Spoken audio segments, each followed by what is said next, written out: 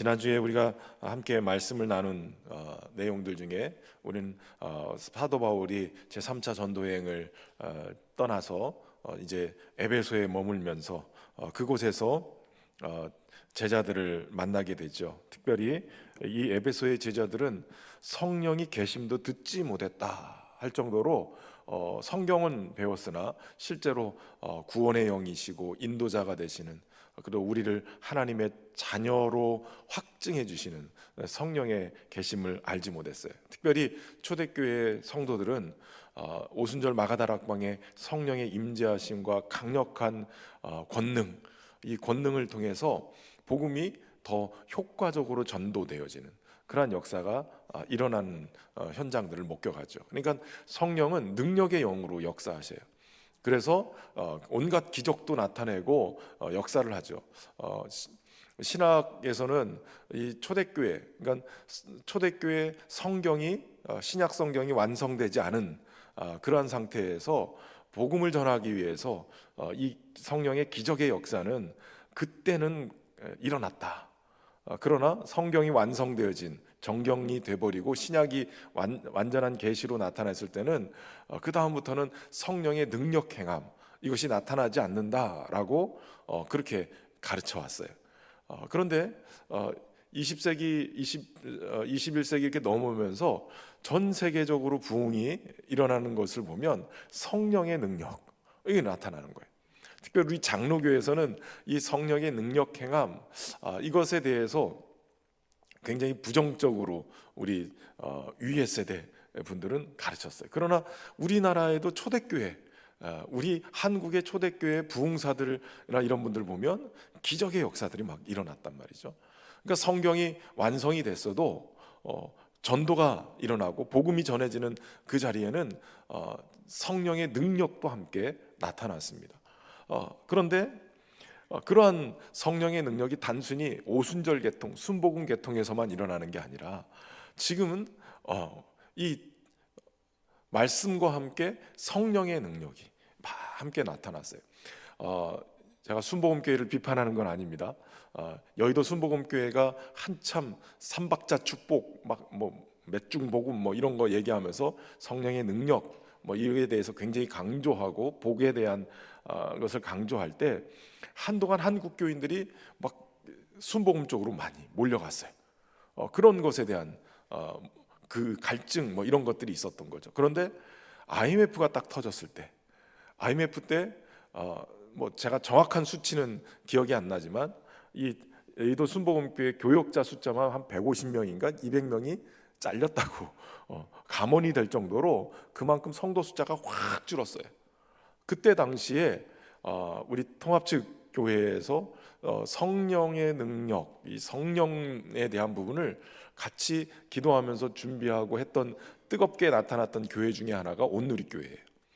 온누리교회도 열심히 큐티하고 말씀 공부도 하지만 그러나 또 거기 안에 그러한 성령의 사모함이 있어서 열심히 그렇게 했거든요. 그러다 보니까 IMF가 터지고 어려움이 있고 고난이 찾아오니까 이 순복음의 기적들만 바라보고 그 기복 신앙을 가지고 있던 분들이 이거 아니지 않나?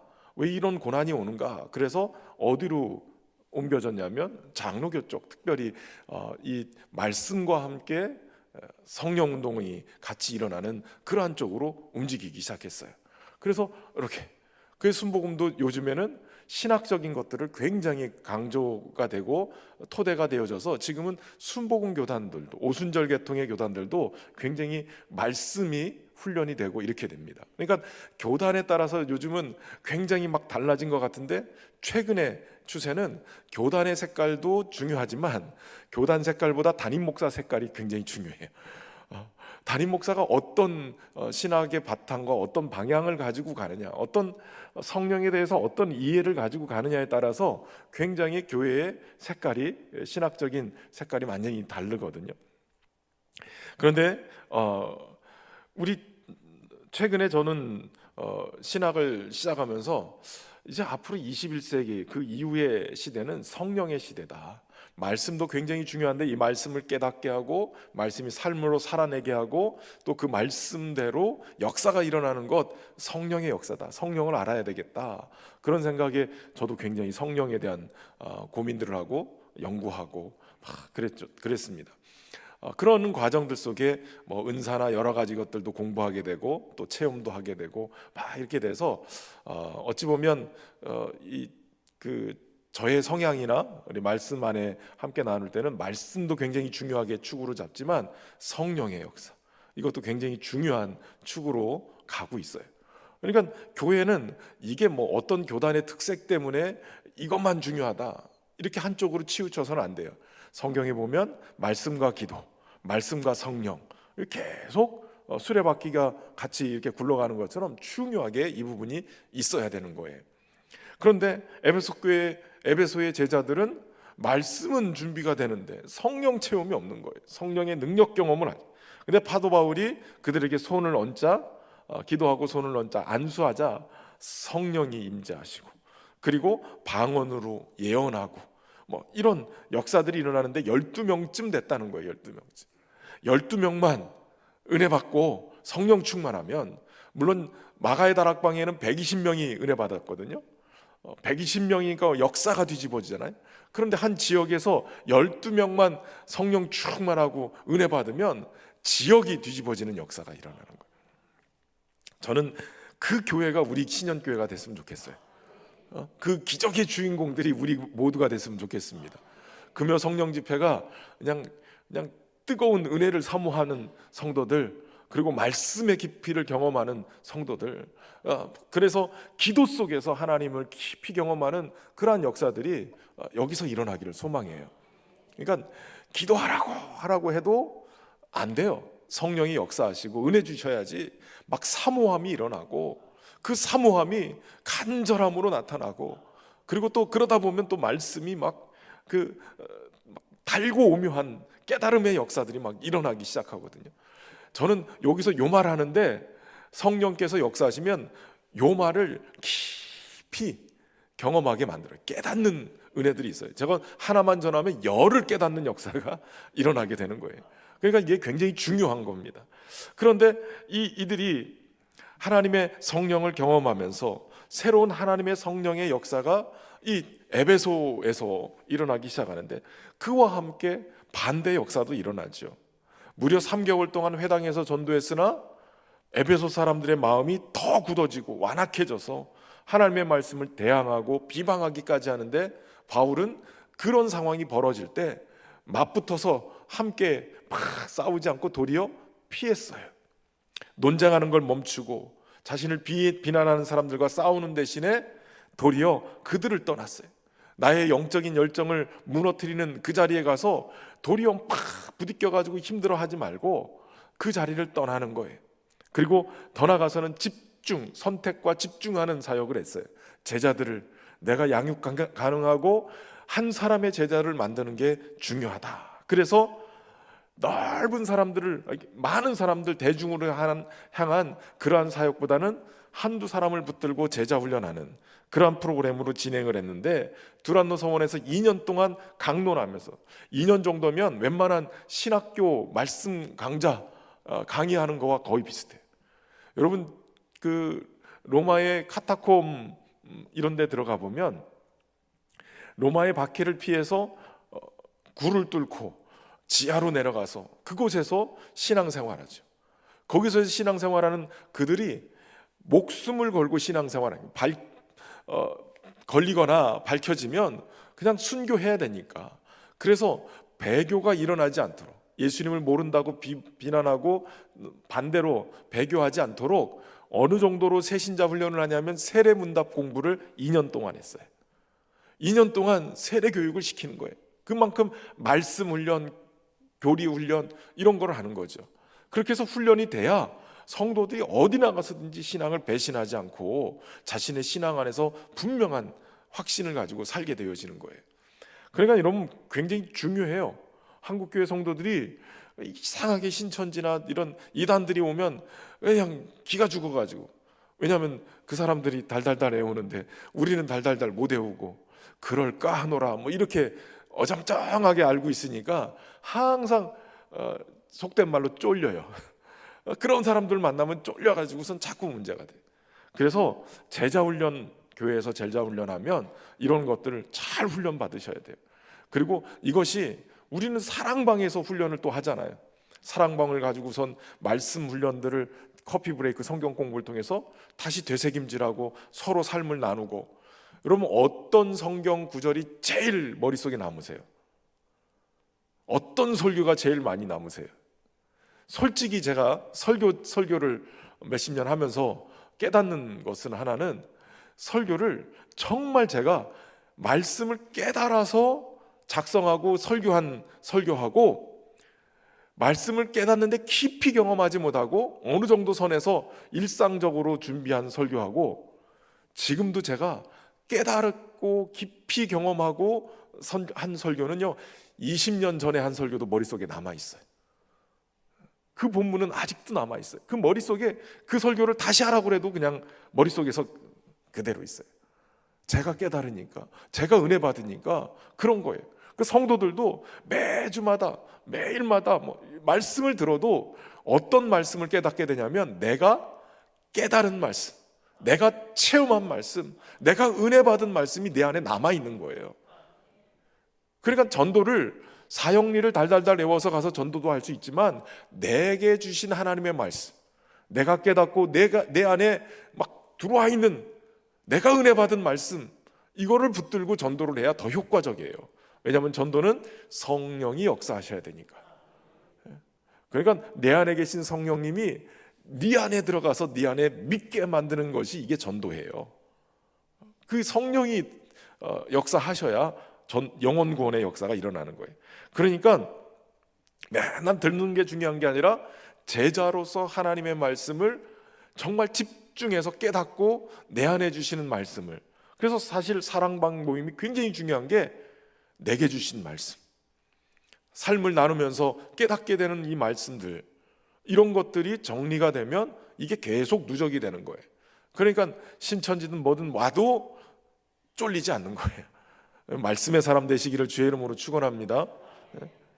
그런데 이 두란노 서원을 중심으로 말씀을 전할 때 아시아에 거주하는 사람들이 이 말씀을 듣고 또 그 기간에 바울의 손을 통해서 놀라운 능력이 나타나는 걸 보죠. 그러면서 앞치마도 가져다가 놓고 병자들이 낫고 귀신이 나가는 그러한 역사들이 막 일어나는 거예요. 그런데 그런 과정들 속에서 마수라는 어떤 유대인들이 시험을 삼아서 악기 들린 자에게 가서 주 예수의 이름으로 불러서 얘기를 한 거예요. 바울이 전파하는 예수를 의지하여 내가 명한다, 귀신아 나가라, 이렇게 했겠죠. 그런데 문제는 그렇게 얘기한 그런 사람들이 일어났는데, 유대인의 한 제사장 스게와의 7 아들이 그걸 보고 예수의 이름으로 명하면 귀신이 나가는가 보다 하고 갔다가 어떤 일이 벌어져요? 귀신에게 제압당해서 망신을 톡톡히 당하는 거예요. 내가 예수도 알고 바울이 전하는 바울도 알고, 그런데 니는 도대체 누구냐? 여러분, 여기서 우리가 깨닫는 게 굉장히 중요한 게 있어요. 여러분, 예수님의 이름에 능력이 있어요. 그 이름만으로도 능력이 있어요. 그런데 문제는 그 이름을 사용하는 사람이 예수님과 어떤 관계냐, 이게 중요하다는 거예요. 이 스게와의 7 아들도 이 일을 했어요. 내가 예수도 알고 바울도 알지만 너는 모르겠다, 이거예요. 여러분, 예수님의 이름과 상관 있는 자가 돼야 예수님의 이름의 능력을 사용할 수 있는 자가 되는 거예요. 그러니까 어떤 자가 되는 거예요? 예전에 무슨 TV 시사 프로그램 이런 거 고발하는 PD 수첩 같은 이런 데서 한 번은 제가 이렇게 보다가 굉장히 저거 기가 막히대, 막 기가 막히고 코가 막히고 이러는 거 있잖아요. 이게 도대체 뭔가, 그거 보니까요, 귀신을 쫓는 그러한 내용을 가지고 시사 고발 프로그램을 만들었어요. 근데 그 귀신 쫓는 것에 대해서 이제 여러 귀신 쫓는 사람들이 등장을 해요. 그 중에 하나가 스님이 귀신을 쫓는 거예요. 언제가 동지죠? 오늘인가요? 동지가 언제예요? 잘 모르시죠? 동지 하면 뭐예요? 팥죽 뭐 이런 거 생각나잖아요. 붉은 팥죽, 이걸 가지고 귀신을 쫓는다 그래가지고 팥죽을 먹잖아요. 그날 보니까 이 스님이 팥을 가지고 귀신 들린 사람한테 막 뿌려요. 막 던지는 거예요. 그러니까 막 귀신 들린 사람이 막 얘기를 해요. 네가 감히 스님한테 대들어? 이러면서 팥을 막 뿌리는 거예요. 그러면서 이제 귀신 쫓는 그러한 거를 영상으로 이렇게 TV에서 나가는 거예요. 제가 그걸 보면서 야, 이게 뭐 엄청나게 대단한 것처럼 얘기를 하는데, 성경대로 들어가면 여러분, 예수 믿는 사람은 이미 승리한 자예요. 예수님의 이름이 마귀의 모든 일을 멸하신 거예요. 그래, 예수님과 상관 있는 우리는 이미 제자로서 병을 고치고, 모든 병을 고치고 모든 귀신 들린 자를 고칠 수 있는 능력이 우리 안에 주어져 있는 거예요, 제자들에게. 그러니까 스님이라고 이게 아니라, 목사라고 뭐 이런 게 아니라, 모든 믿는 자들에게는 이런 권세가 주어져 있는 거예요. 하나님의 자녀들에게는 귀신이 떠나가는 역사가 일어나요. 우리가 예수님의 이름의 권세를 들고 나가면 되는 거예요. 그러니까 어떤 특별한 자들이 아니라 교회가 기도하면 그런 역사가 일어나는 거예요. 물론 능력 행함의 은사를 받은 사람들에게는 기적도 일어나고 막 하나님이 그렇게 치유의 역사들도 막 일어나게 하지만, 기본적으로 믿는 자들에게는 예수님의 이름의 권세가 있는 거예요. 근데 어떨 때 기적이 일어납니까? 어떨 때 기적이 일어나요? 예수님으로 가득 채워졌을 때. 베드로가 성전 민문에 앉아 있었던 그 안진뱅이에게 은과 금은 내게 없거니와 내게 있는 것으로 너에게 주노니 어떻게 한다고요? 나사렛 예수 이름으로 일어나 걸으라. 내게 있는 게 금과 은은 아니지만 내게 있는 것으로 준다. 그 얘기는 이미 베드로의 심령 안에 100% 예수님으로 가득 차 있다는 거예요.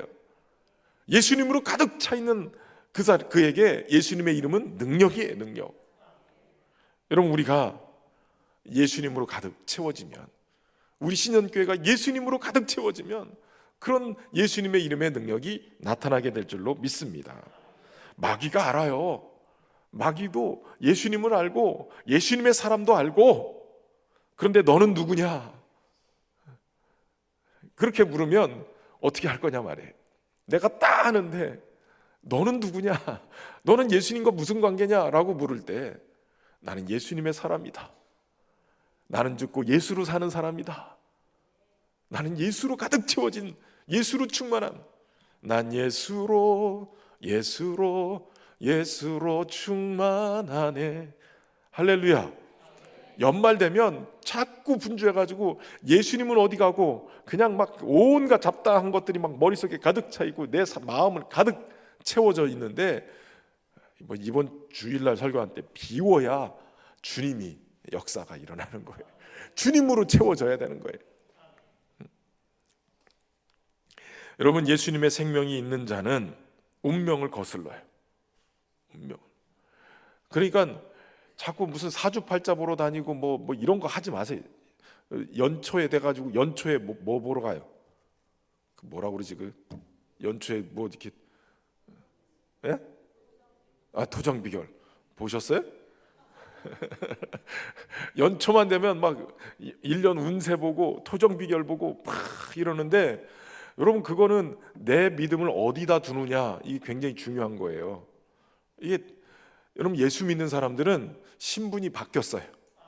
믿으세요? 마귀의 자녀에서 하나님의 자녀로 바뀌었어요. 사망의 권세 아래에 있던 자들이 생명의 성령의 법 아래 놓여 있어요. 죄에 묶여 있는 자가 아니라 이제는 자유한 자가 돼 있어요. 죽음이 아니라 생명이 역사하는 자가 되어 있어요. 그러니까 신분 자체가 완전히 바뀌어 있어요. 여러분, 왜 귀신같이 않으냐면 귀신끼리는 통해요. 운명에 사로잡혀 있는 자, 사망 권세에 사로잡힌 자들은 귀신이 잘 지배하고 있기 때문에 귀신같이 알 수밖에 없어요. 그들의 운명은 거기에 사로잡혀 있는 거예요. 토정비결, 사주팔자에 묶여 있는 거예요. 그러나 우리는 안 맞아요. 왜 안 맞냐면 이 자리가 아니라 소속이 옮겨져 있어요. 하나님의 자녀로 생명으로 옮겨져 있어요. 그러니까 운명에 지배받는 인생이 아니라 하나님의 영에 지배받고 하나님의 생명에 복 받은 자로, 복 없는 자에서 복 있는 자로 바뀌었단 말이에요. 저주받은 인생이 아니라 이제는 하나님의 백성으로 하나님 나라를 상속받는 하나님의 자녀로 살게 된 거예요. 그러니까 여기 가서 왜 토정비결을 보고 사주팔자를 보고, 권사님들이 왜 애들 결혼시키면서 가가지고 사주팔자를 보고 앉았냐고요. 우리 동네 말고 저쪽 동네 통계, 기가 막힌 통계들이 나와요. 말도 안 되는 통계들이. 내가 누구인지를 모르는 거예요. 내가 어떤 위치에 있는지를 알지 못하니까 자꾸 여기 가서 끼웃거리는 거예요. 여러분, 여기 가서 끼웃거리면 여기에 영에 지배받게 돼 있는 거예요. 아담과 하와가 죽을까 하노라 어정쩡하니까 뱀이 유혹하잖아요. 죽지 않으리라. 하나님이 너희가 하나님처럼 될까봐 그거 못 먹게 한 거다. 정령 죽지 않으리라. 하나님은 죽으리라. 어떻게 된 거예요? 내 믿음을 뱀에게 둔 거예요. 뱀에게, 마귀에게 둔 거예요. 그때부터 소속이 하나님께 소속이 아니라 여기로 가는 거예요. 여기로. 여기에 소속이 되니까 마귀에게 사로잡히고 죄에 사로잡히고, 그때부터 인생이 계속 사로잡힌 인생이 되는 거예요. 이걸 끊으신 분이 예수 그리스도신 거예요. 그것을 끊어버린 거예요. 그러니까 예수 그리스도 그 복음은 헬라인이나 유대인이나 차별이 없는데, 믿는 자들에게는 어떻게 되는 거예요? 생명을 주시는 능력이 되는 거예요. 능력이, 권능이 되는 거예요. 다이너마이트 같이 완전히 이 끊어지지 않는 죄의 사슬을 끊어버리고 우리로 하여금 하나님의 자녀로 새롭게 될 수 있도록. 지긋지긋하게 안 끊어지는 것이 죄예요. 지긋지긋하게 안 끊어지는 것이 운명이에요. 여러분, 희한하죠? 가풍이라는 게 있잖아요. 가풍. 그 가문에 흐르는 마치 저주가 같은 그런 풍습이 있고 그런 과정들이 있어요. 심지어는 어떤 마을을 가면 그 마을은 이상하게 그 범죄만 계속 벌어져요. 길 하나 사이를 놓고 여기는 맨날 이런 범죄가 일어나는데 여기는 행복한 동네가 돼요. 뭐의 차이에? 어떤 영의 지배를 받고 사느냐의 차이에. 이걸 끊어버릴 수 있는 것은 오직 예수 그리스도 복음밖에 없어요. 십자가 복음. 그 능력이 있는 거예요. 악기 들린 사람이 뛰어올라서 그들을 제어하고 결국은 벗은 몸으로 도망하는 인생이 돼버리느냐, 예수님과 상관이 있어서 예수님으로 가득 채워서 귀신을 쫓아내는 인생이 될 거냐. 여러분, 교회는 내가 교회죠. 우리 한 사람 한 사람이 교회죠. 교회는 음부의 권세가 이기지 못하는 권세를 주신 거예요. 음부의 권세가 이기지 못한다는 얘기는 몇 번 강조하죠. 음부의 대문이라는 뜻이에요. 권세, 음부의 권세, 이기지 못한다. 이건 방어하지 못한다는 얘기예요. 여러분, 교회는 자꾸 착각을 하는 게 우는 사자같이 마귀가 자꾸 믿는 자를 삼키려고 한다는 그 구절 때문에 머릿속에 무슨 생각을 갖냐면, 내가 조금만 잘못하면 마귀가 나를 삼킬 거야.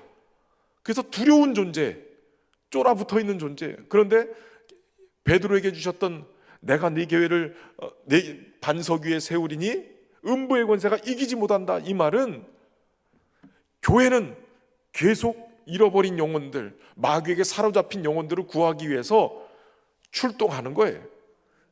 음부가 이 마귀의 권세가 견고한 진으로 사로잡고 있는 그 성을 점령하기 위해서 마치 여리고성을 돌듯이 돌면서 하나님의 말씀으로 가나안 땅을 정복해가는, 가나안의 성들을 정복해가는 것이 교회의 사명이에요.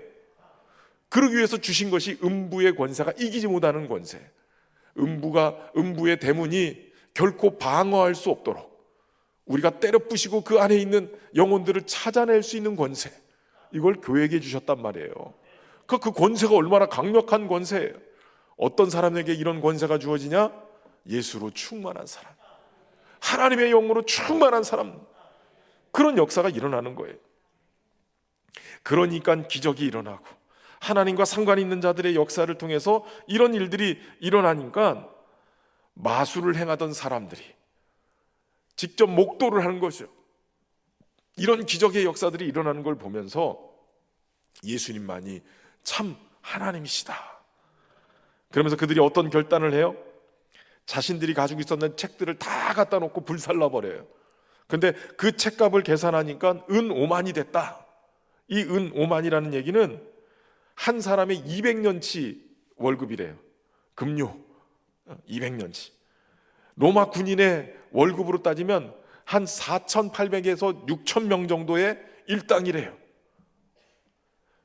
지금으로 10만 원씩만 따져도, 일당 10만 원만 따져도 5에서 6억 정도 되는 거예요. 그 정도 어마어마한 마술 하는 사람들이, 그러니까 그 동네 마술사들이 얼마나 많은 거예요. 우상 숭배자들. 이걸 가지고 요즘은 한국 이 근처만 돌아다니면 무슨 타로점을 한다, 뭐 희한한 카드점을 한다, 막 엄청나게 많이 나와 있잖아요. 카페들, 뭐 무슨 사주 카페 뭐 이런 것도 나오고. 그런 사람들이 예수님을 알고 다 자기들이 가지고 있었던 거 다 갖다 불태웠다는 거예요. 기적이 일어나는 거죠. 여러분, 병든 자가 고침을 받고 죽은 자가 살아나는 것도 기적이지만, 내가 예수님을 믿고 내 삶을 다 우상 숭배하고 사람 등쳐먹고 살았던 그것을 다 내놓고 불태워버리고 새로운 삶을 살아가는 것, 기적이에요. 성령께서 역사하시는 거죠. 그런 기적이 일어나니까 주의 말씀이 힘이 있어서 흥왕하는 놀라운 역사들이 일어나는 거예요. 저는 우리 시연교회, 우리 성도들 통해서 이런 역사가 거제시를 확 그냥 뒤집어 놨으면 좋겠어요. 야, 시연교회 성도들이 막 뜨겁다 못해서 막 그냥 옆에만 가도 그냥 막 가슴이 막 뛰게 만들어. 기도하면서 막 하나님의 은혜 막 부어주시는데, 한 사람만 기도해도 그냥 막 쩌렁쩌렁한, 목소리 크다고 쩌렁쩌렁한 게 아니라 영적인 권세가 있어요. 쩌렁쩌렁해져요. 정말 저는 제 모교의 그 권사님이 기도만 한번 하면요, 대표 기도를 했는데 주일날 그냥 초등학교도 못 나오신 권사님이에요. 근데 아들이 장로님이에요. 근데 그 권사님이 주일날 대예배 때 1부 예배 때인가 2부 예배 때인가 그랬는데 기도를 하는데, 제가 청년 시절에 그 기도를 듣는데 지금까지도 40년이 지났는데도 지금까지도 그 권사님의 기도가 생각이 나는 거예요. 얼마나 쩌렁쩌렁한지, 크랑크랑하고 쩌렁쩌렁하는데 그 기도가 그냥 권세가 있었어요. 권세가. 저 기도가 아들을 장로님을 만들고, 저 기도가 자손을 번성하게 하는 역사를 이루었구나. 그런 기도를 하실 수 있길 주의 이름으로 축원합니다. 그런 역사, 이 영적인 세상을 주도해 나가는 그런 역사가 오늘 저녁에 일어나기를 주의 이름으로 축원합니다. 우리 찬송하고 말씀을 더 보겠습니다. 자, 교회여 일어나라. 이 노래 요 근래 자주 부르죠? 아세요? 자주 부르는지? 저희 주일 저녁도 부르고 금요철야도 부르고 수요일도 부르고. 왜 그럴까요? 내년도에 부를 거니까. 내년도 파송의 노래, 이 노래를 부를 거예요. 근데 중간에 우린 세상의 빛 어둠을 밝히는, 이게 주고받는 거예요. 형제 자매 이렇게 주고받는 건데, 아무튼 이 찬양을 한번 잘 불러봅시다. 늘어지지 말고.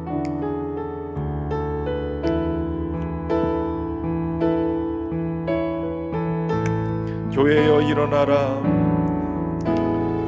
교회여 일어나라, 주께서 부르시니 두려움과 실패 내려놓고 교회여 일어나라, 교회여 일어나라, 교회여 일어나라, 주께서 보내시니 우릴 부르신 삶의 자리에서 교회여 일어나라. 형제들, 우리 세상의 빛, 하나님의 편지, 주의 교회를 통해 세상이 주를 보리라. 일어나라, 아버지 사랑으로, 아버지 능력으로 서로 하나 되어 그 빛을 비추라. 노래하라,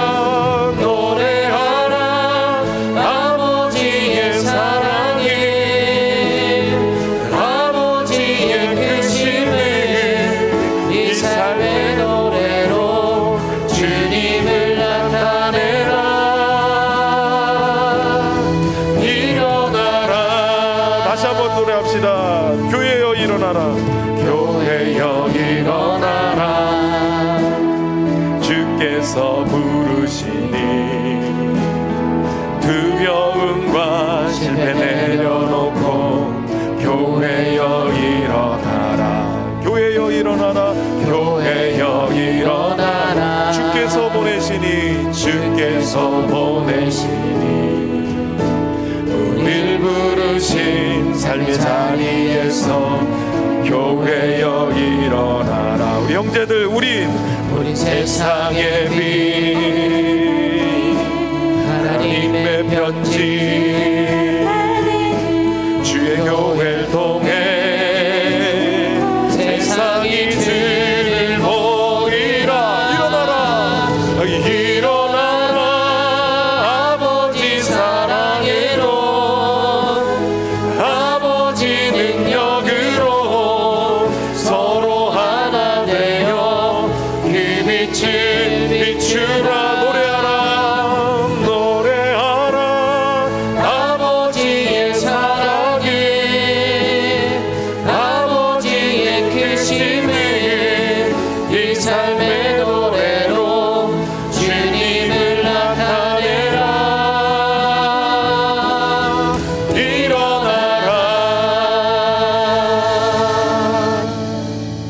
할렐루야. 우리 교회가 찬양을 되게 빨리 하는 교회거든요.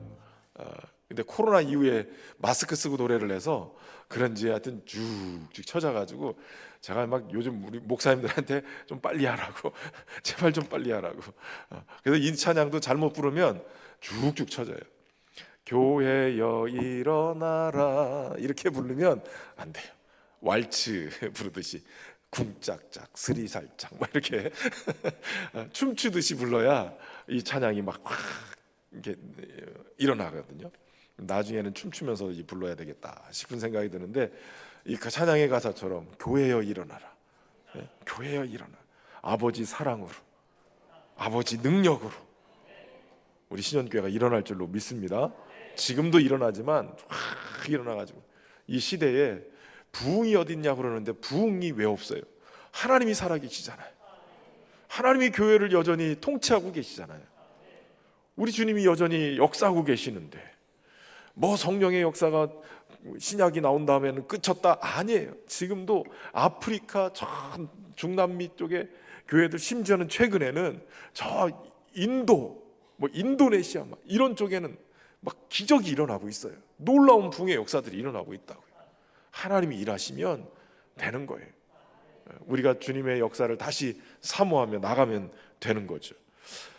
이런 일들이 일어나고 에베소에서 하나님의 기적의 역사들, 성령의 능력의 역사들, 확 회개하고 돌이키는 역사들이 일어난 다음에 바울은 이제 내가 예루살렘에 갔다 다시 로마로 갈 것을 알고 있었어요. 그렇게 해야 되겠다. 그리고 나서 그때쯤에 아주 적지 않은 소동이라고 표현하는 엄청난 소동이 에베소서 일어납니다. 그렇게 방해하고 어렵게 했던 그런 사람들 중에 특별히 에베소가 들썩일 정도로 엄청난 큰일이 일어나는데 데메드리오라는 사람이 은으로 아데미 여신상을 만들어서 돈을 버는 은세공업자인데 어느 날 보니까 점점 수입이 줄은 거예요. 그도 그럴 것이 마술하는 사람들이 은 5만이나 되는 5, 6억이나 되는 마술책들을 다 갖다 불태우고 회개하고 그렇게 새로운 삶을 살아가니 한마디로 얘기하면 우상숭배 이제 하던 거 안 하고 내가 하나님만 섬기겠다, 예수님만 내가 섬기겠다고 결심하니까 우상숭배로 장사하며 해먹던 은세공업자들은 이제 장사가 안 되는 거예요. 자신들의 수입이 줄어든 것을 깨닫고 다른 장인들과 함께 조합을 결성해서 지금 이런 것들을 문제를 삼아가지고 큰 소동이 일어났습니다. 그러니까 자신들의 어떤 먹고 사는 문제를 건드려 놨다. 그래서 믿는 자들, 특별히 다시 복음을 전하고 그렇게 열심을 내던 교회를 핍박하기 시작해요. 그런 하나의 사건을 지금 일으킵니다. 손으로 만든 신이 아니라 우주를 창조하신 그 하나님이 예수 그리스도의 십자가를 통해서 우리를 구원하셨다. 우리를 하나님의 자녀 삼으셨다. 우상에게 이제 마음을 빼앗기지 말고 하나님만 섬겨야 된다.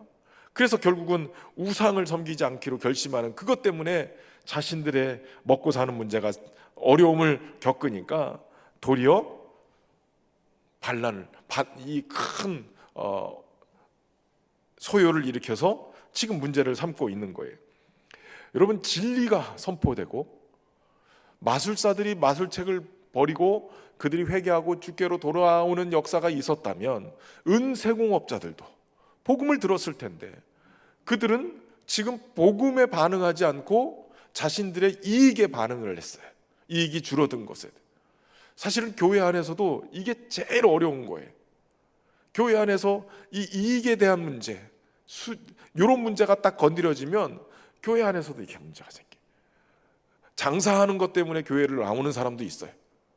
하다가 어느 교회는 장사하는 사람들을 잘 광고도 해주고, 그래서 제가 광고도 제일 열심히 하려고 노력을 해요. 그럼에도 불구하고 그런 문제가, 수입이 안 되고 어려움이 있으면 또 교회를 옮겨서 다른 데서 이렇게 장사하시는 분들도 계세요. 이 진리의 말씀을 통해서 내 삶을 새롭게 하고 변화되어지는 것에 헌신하고 그러한 삶을 진리 안에서 살아야 됨에도 불구하고 이들은 복음을 자신의 수익, 이 수입에 대한 보장성으로 받아들이기 시작했어요. 그러니까 어려워지니까 복음이 뭐고 진리가 뭐고 상관없는 거예요. 그저 자신들이 붙들고 있는 것을 붙들었던 거예요. 여기서 아주 중요한 것은 우상을 이용해서 장사하던 사람들이 진리 가운데 나오지 않고 자신들의 손해 때문에 충동을 일으켜가지고 이 엄청난 일을 벌렸는데, 사실은 이 비진리의 함성이죠. 사람들이 모여서 2시간 동안 막 엄청나게 연극장에 모여서 그 아데미를, 이 아데미는 에베소의 여신상인데요, 주로 이 번영과 부흥의 상징.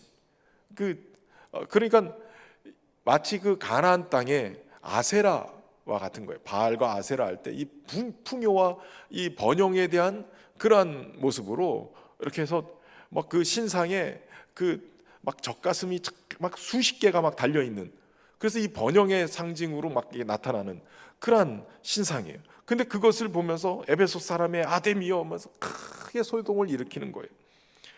여러분, 마귀는 이런 군중 심리를 많이 이용을 해요.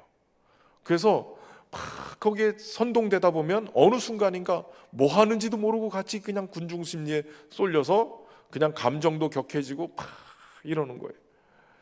여러 가지 어려운 상황들이 저도 이제 목회를 하면서 겪게 되는데, 그런 과정들 보면 이 군중 심리를 이용하는 운동권들이 있더라고요.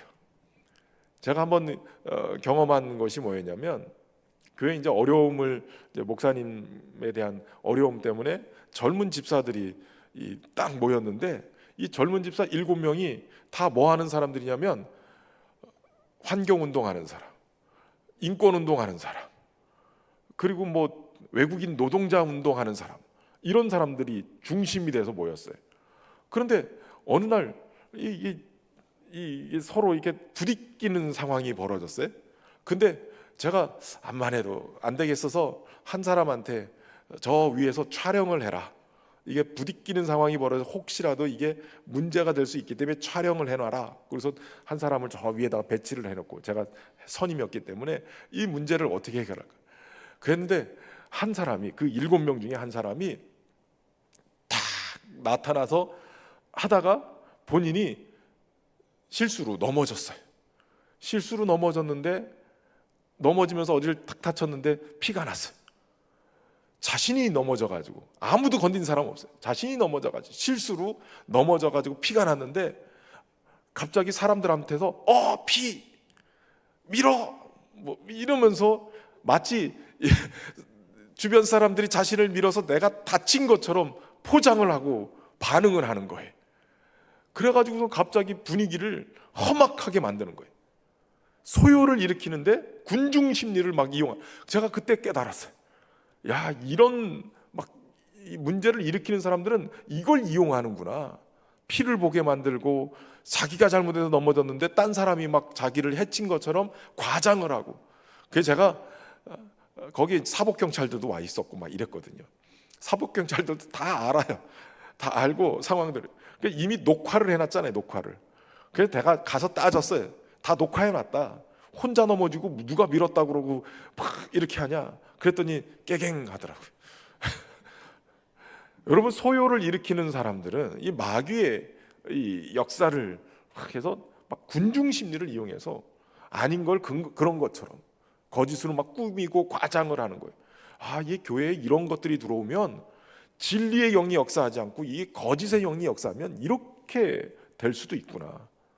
그 과정을 이렇게 잘 지나가고 은혜롭게 잘 정리가 됐지만 그 경험을 통해서 이렇게 소요가 일어날 때는 이게 굉장히 감정이 격해져서 잘못하면 큰 사고가 일어날 수 있겠구나, 이런 생각을 했어요. 마귀가 그걸 이용해요. 사람의 분노를 이용하고 미움을 이용하고 섭섭함을 이용하고, 그래가지고 교회가 하나 되는 것을 자꾸 문제를 일으켜요. 그래서 교회가 어떤 토양을 가지고 있느냐가 굉장히 중요해요. 조그만 문제를 가지고 이렇게 부딪히는 것을 몇 번 하면 이게 길이 나요. 교회의 성향, 토양이 이렇게 부딪히는 것, 따지고 서로 막 분열을 일으키는 것을 경험한 교회는 그 다음에 똑같은 상황이 벌어지면 또 넘어져요. 그래서 어떤 교회는 120년 뭐 이렇게 전통을 자랑을 하는데 실제는 목사님이 수십 명에 몇 년만 지나면 계속 목사님을 내쫓아요. 그게 자랑이 아니잖아요. 교회가 건강한 교회일수록 이런 위기들을 정말 기도로 넘어가고 정말 주님의 은혜 안에서 사랑으로 보듬으면서 넘어가게 돼요. 그게 소요를 일으키는 것이 마귀는 그걸 이용해서 분열을 시키는데, 평안에 매는 줄로 성령이 하나 되게 하신 것 힘써 지키는 게 중요해요. 그래서 저는 참 감사한 게 우리 신현교회가 여러분, 우리 교회라고 문제가 없는 교회겠어요? 우리 교회도 제가 지금 14년 차예요. 14년. 이제 6년만 있으면 이제 원로 목사 돼요. 그런데 여러분 보세요. 그 여러 사건들이 있는데 그래도 이게 확 부딪혀가지고 교회가 분열이 일어나거나 이게 막 문제가 생겨가지고 막 이러지 않고 정말 은혜로 함께 평안에 매는 줄로 성령이 하나 되게 하신 것 힘써 지키려고 노력하고, 그것이 결국은 교회의 토양을 만든 거예요. 그래서 여러분 신현교회 오면 어느 정도 평안하시죠? 오면 평안해요. 사람들이 막 악한 사람이 막 이렇게 막 눈에 막 도끼가 들어가가지고 막 이런 사람은 거의 없어요. 순둥이들만 좀 있고. 옆 사람은 보세요. 도끼가 있는지 없는지. 도끼가 있던 사람도 우리 교회만 오면 다 한 1년만 지나면 다 빠져요.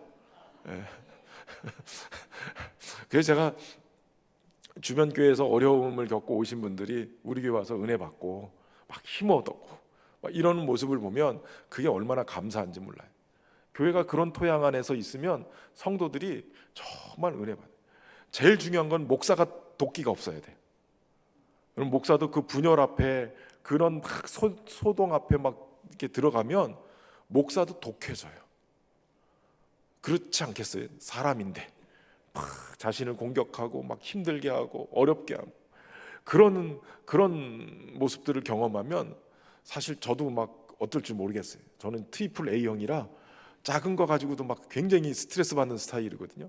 그러니까 그런 경험이 일어나면 저도 감당할 수 있을까? 그래서 하나님이 순둥이 교회를 맡게끔 여기 보내주신 것 같아. 감당을 못할까? 그런데 그런 거를 보면 이 목회자가 어떤 교회는 그런 경험들을 하면서 독해져요.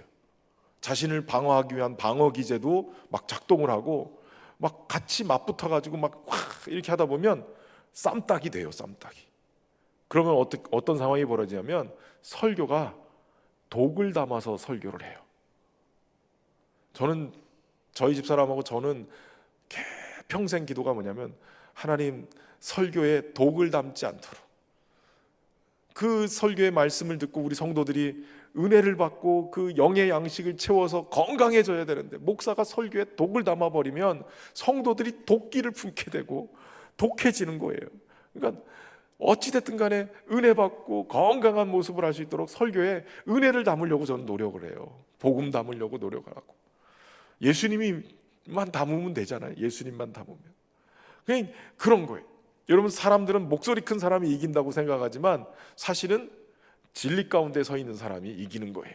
왜냐하면 하나님이 진리이시기 때문에. 아무리 함성이 커도, 아무리 세력이 많은 것 같아도 결국은 오늘 본문에 보면 이런 말 저런 말 다 해서 막 난리를 하지만 모인 사람들의 태반은 뭐 때문에 모이는지를 모른다는 거예요. 그리고 결정적으로는 그런 과정들 속에서 이 소요가 일어난 것에 대한 책망을 받을 수 있으니 이들이 불법을 저지르지 않고 문제가 없으니 흩어져라 했더니 금방 흩어져 버린 거예요.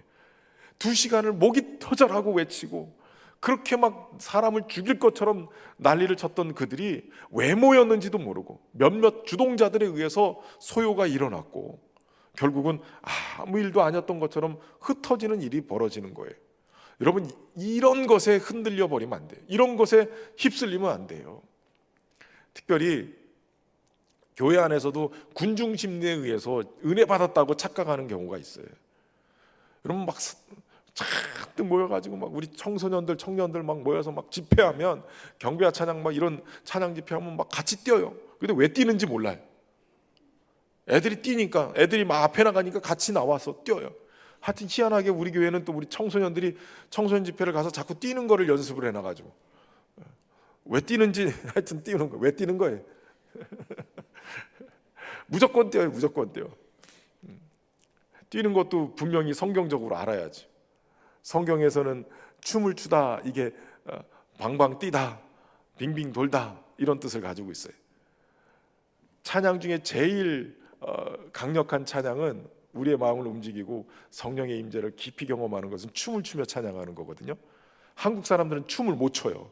관광버스에서나 추지 교회에서 춤을 추면 거룩을 잃어버려. 그런데 하나님 앞에서 다윗처럼 춤추는 것, 그 춤을, 근데 우리 젊은 친구들 막 나와서 춤출 때 참 좋더라고요. 같이 막 뛰고 막 추면 하나님 때문에 기뻐하고 춤을 추고, 그 얼마나 우리 성도들이, 저는 아픈 성도들 기도하면서 하나님 치유해 주셔서 걸으며 뛰며 춤을 추며 하나님을 예배할 수 있도록 하나님 은혜를 베풀어 달라고. 여러분, 우리의 영혼이 기쁨이 넘치면 그 기쁨의 결과가 뭐냐면 춤을 추며 찬양하는 거예요. 춤을. 천국 가서 우리가 하나님 앞에 찬양할 때 구원하심이 하나님 어린 양께 있도다, 그냥 거룩한 게 아니에요. 그냥 가서 막 춤을 추며 찬양해야죠.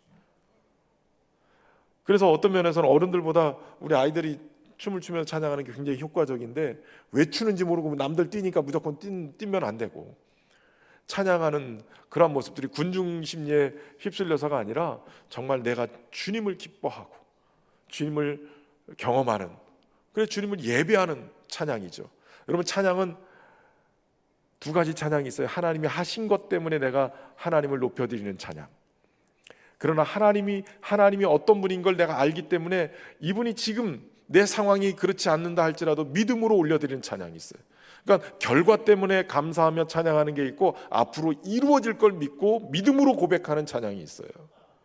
그러니까 그 찬양은 믿음의 행위예요. 믿음이. 하나님을 찬양할 때 하나님에 대해서 알면 알수록 더 깊은 찬양을 하게 되거든요.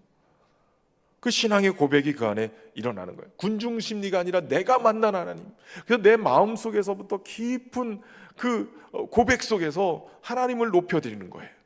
그러면서 그 찬양의 고백이 내 가슴으로 들어와서 나의 고백이 되는, 그래서 하나님과 독된 거예요. 남이 뛰니까 무조건 뛰는 게 아니라, 남이 손들으니까 손드는 게 아니라, 하나님, 내가 주님을 높여드립니다. 이렇게 높여드리고, 이렇게 드리는 거는 선포하는 거예요. 손들고 옵니다. 하나님, 내가 항복합니다. 이런 뜻도 있지만 구원하심이 하나님과 어린 양께 있도다라고 선포하는 거예요.